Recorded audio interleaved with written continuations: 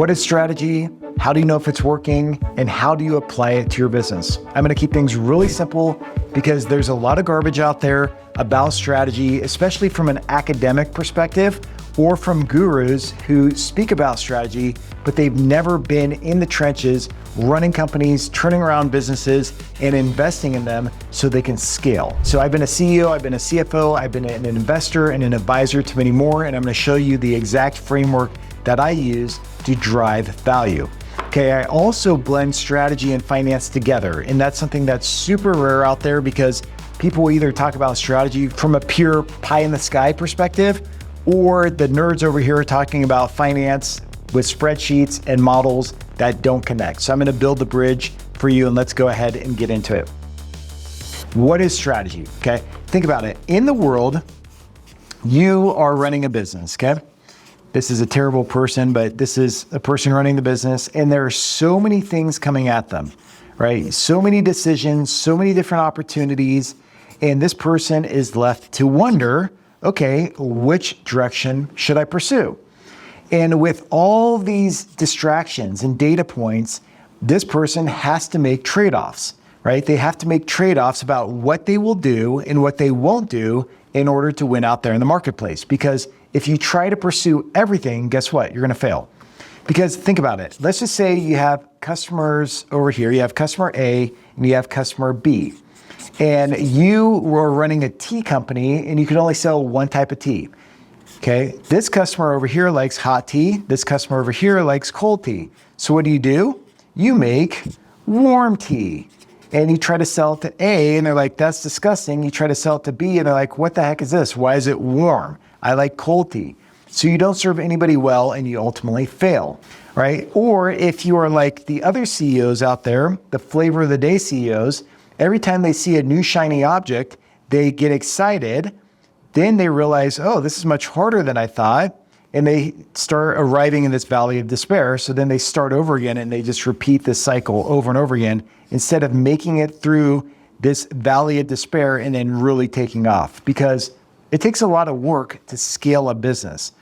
So here's what happened in the whole strategy space. Somewhere, somebody said, planning is boring. So let's make it sexy. And so I'll add a little bit of red here. And they said, let's add the word strategic to it because it's fun, it's buzzwordy. And now all of a sudden, strategic planning is this new discipline and practice in business. The problem with this is that a lot of people don't know how to do this because they're coming at it from a planning perspective. So they'll go into a company and they're like, let's define your mission, vision, and values. Or they'll take the Simon Sinek approach and say, let's start with why. And here's your why. And let's really define your purpose. And I'm not poo-pooing these things. I think these are great. These are just not strategy in its entirety. Or they'll say, here's your strengths, weaknesses, opportunities, and threats. Let's list them out. Or they'll say, let's define your rocks or whatever it may be so you could get traction, okay? So these are all the different frameworks that exist out there, but they all stem from this planning or this hypothetical standpoint, and they lead to this big list of goals, and goals turn into objectives, and objectives turn into initiatives, and initiatives turn into tasks, and tasks turn into actions. And then there's rocks that are short-term and long-term, and there's all this stuff, and leaders are left to wonder what the heck is going on, and their heads explode. Okay, so let me just keep things really simple. Michael Porter, the godfather of strategy, ultimately said there are 3 generic strategies to pursue. You have focus, you have differentiation, and you have cost leadership in no particular order. Now, when you compete on differentiation, what it means is that you have some type of unique product or operating model or service or whatever it may be that allows you to earn higher margins because you're getting price premiums typically. Cost leadership is when you can take invested capital and you can be very efficient with your invested capital and operate at a lower cost structure compared to your rivals. And focus is when you niche down and maybe you pursue differentiation and cost leadership, but you're doing it from a focused perspective. These are the three generic strategies that exist out there. Now, in business, you have choices to make. So going back to the example, what I was saying with this person here, and they have all these things coming at them, and they have to make choices of what they're going to pursue and what they're not going to pursue. The best strategies are ones where one choice connects to another choice, which connects to this choice and connects to that choice, and they're all interrelated. And when you have an interrelated set of choices about your market focus and position, your competitive behavior, and how you're going to win, then you have a really good strategy. But what a lot of people do is they engage in what I call straddling, right? So they're pursuing strategy number one over here, and they're pursuing another strategy number two over here. And this straddling is not good because they're trying to do this strategy, but they're also trying to do this strategy. Their attention is split, their focus is divided, and they're spreading the resources too thin. And when you try to be all things to all people, once again, you're serving warm tea to the marketplace. So this does not work, but a lot of companies try to do this. They try to split test their strategy, which is not a good idea. So how does this all fit back together? From a CFO's perspective, I have been driving home this point to the market for years. I've been speaking about strategic financial leadership across the country for a long time now, okay? And the way that I look at strategy is you have strategy over here, and this is how your company is going to compete, where it's going to compete, and ultimately how it's going to win. And then over here you have finance because you want to drive value, right, with finance, and there's this bridge between the two. This bridge allows you to generate value, and value is generated from cash, right? Cash flow. So a good strategy is not one that focuses on driving more cash flow. Cash flow and good financial performance is the result of a good strategy. It's not the strategy in itself. Okay, you with me? I know I kind of talk quickly here, but I have a lot to cover and I get really excited about this. So let me further explain strategy here. So when it comes to strategy, and if you want to know if your strategy is working, there's a couple things you can do first. You can pull an income statement, all right? So if you pull an income statement for your company, you'll find your revenue all the way down to your operating profit. This is how much profit you earn from the core operations of your business.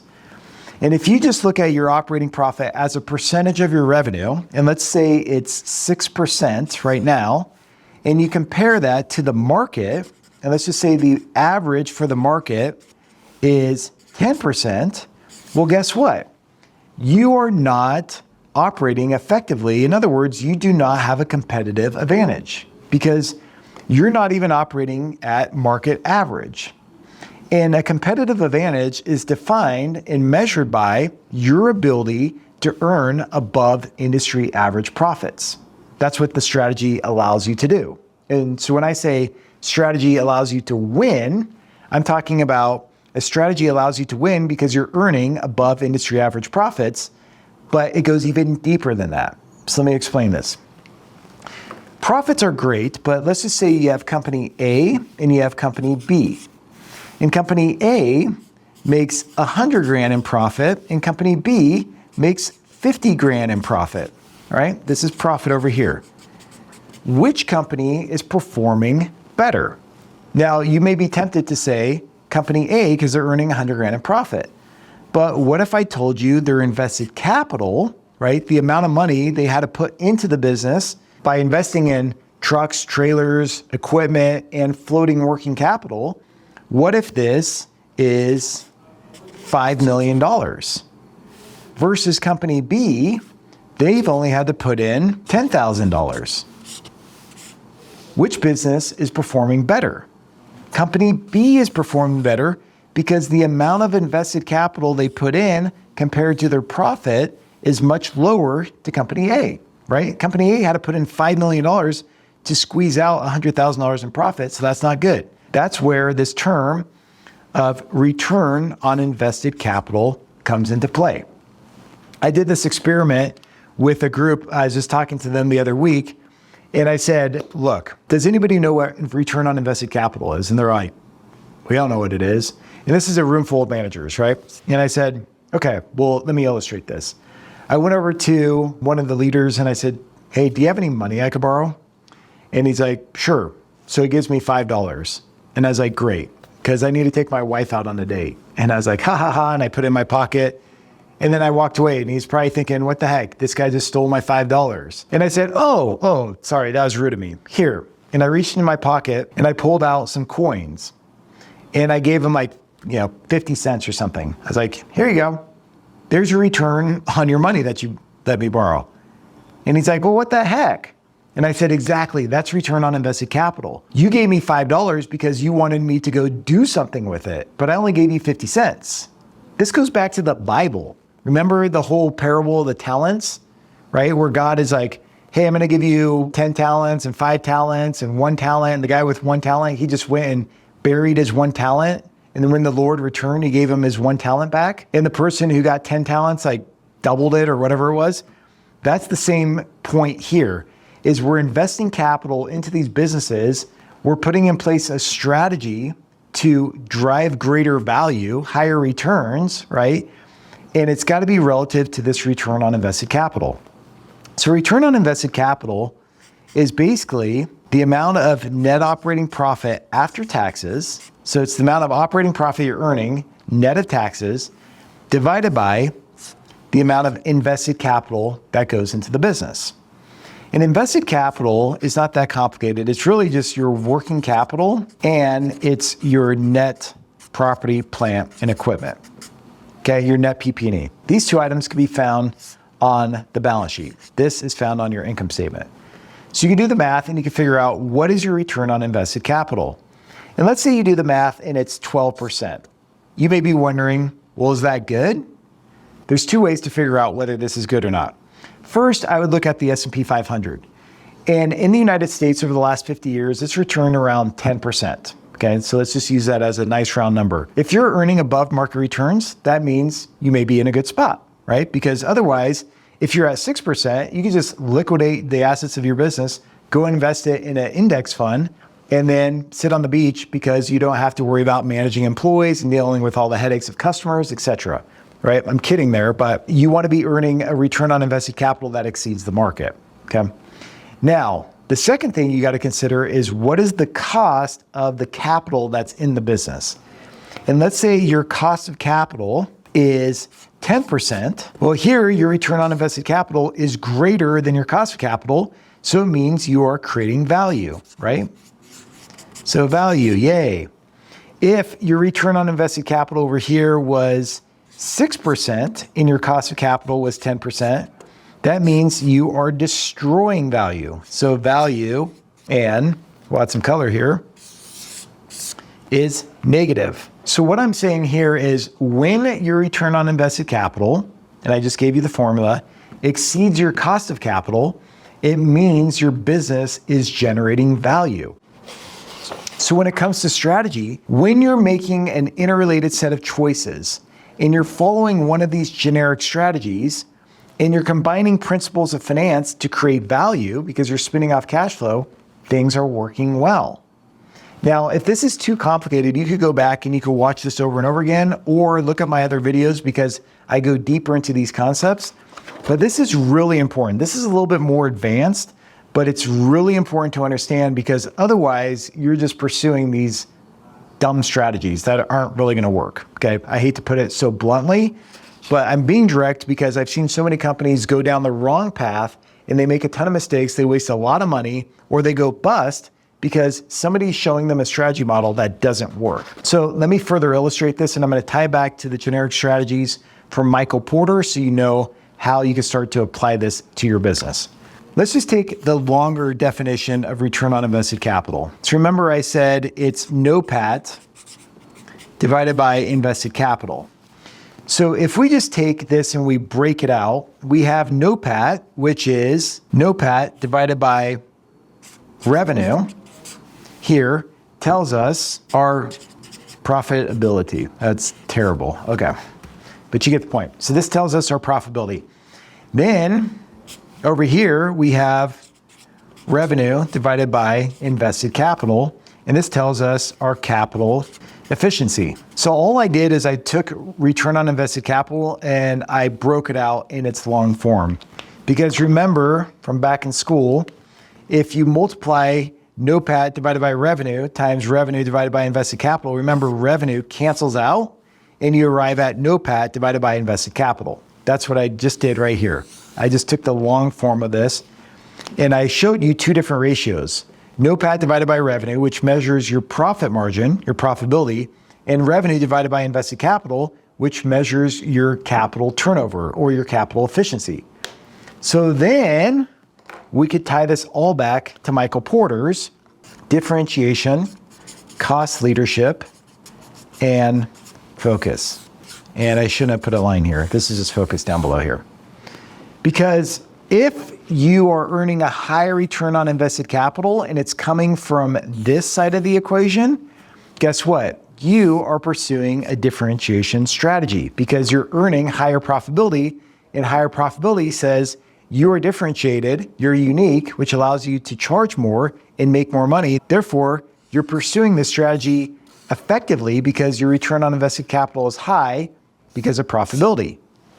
Over here, if this side of the equation is driving a higher return on invested capital, it means you're really good with your capital efficiency, which means you're pursuing cost leadership effectively. This is the type of strategy you're pursuing well. And if you're doing both really well, and these are both high, then that may mean that you are pursuing a focused strategy effectively. And that's how it all ties back to Michael Porter's framework. And this is how you blend strategy and finance together to actually drive value. No longer is strategy pie in the sky. Remember this mission, vision, values, or begin with why, or SWOT, or rocks, or strategic planning. It's not a laundry list of things. It's a roadmap to show you exactly where to compete, and ultimately how to win. And when I say winning, I'm talking about driving real value in your company. Okay. If your head's about to explode and you're like, wow, that was a lot, that's okay. You can watch this again.